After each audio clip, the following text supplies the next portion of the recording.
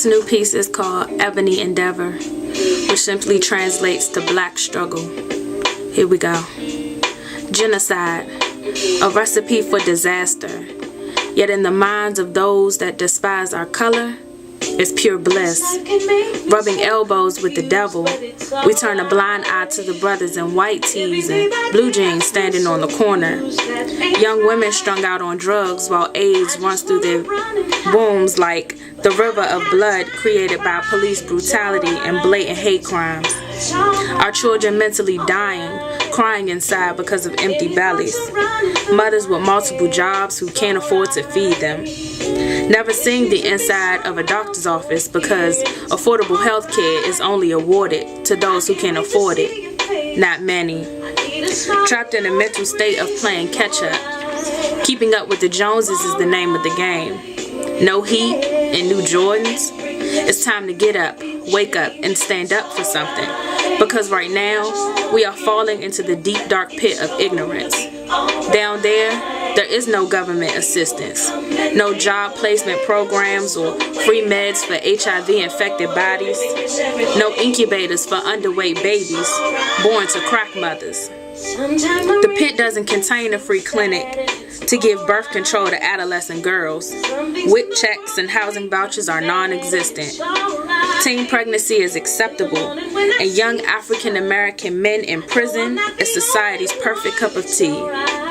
A place where elderly people stand with canes, crutches, and walkers on buses and trains, while school kids use profane language, beat against the bus windows, ignoring the need of grandmothers and fathers around them.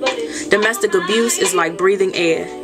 There are more people with thick wool blankets wrapped around them living on heaters than there are available jobs. Funny in a serious sense, how jobs are shipped overseas quicker than the rise of the unnecessary death toll in Iraq. The blood on their hands is a symbol of raised gas prices, and the only weapons of mass destruction that exist reside in a house opposite of the color black. America had a great king who died so we could all drink from the same fountain of education.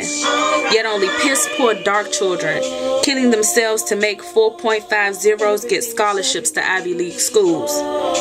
And well, the Ivory kids usually get first choice.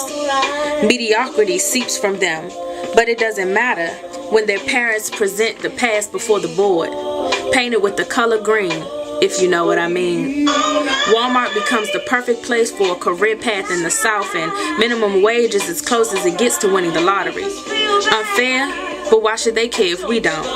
Standing helpless and faultless in the lines to register for GED prep classes because high school in underprivileged cities is set up to fail. As hard as we work, there's no way we'll get into Harvard or Yale. So we take drinks and shoot up to ease the pain because the disappointment of being a failure is flowing through our veins. But where there is a will, there is a way. If we stand up and make a difference today, become proactive in our communities, teach our children that we must pray, reassure them they are not a product of their environment. Black men, teach your daughters they are beautiful and loved, and teach our black men that education is an option before prison. Put down the guns and pick up the books, and in the pages you will find that you can move forward into the future successfully. We are strong enough to create an environment and live lives that are righteous and just, because at the end of the day, it's just us. Peace.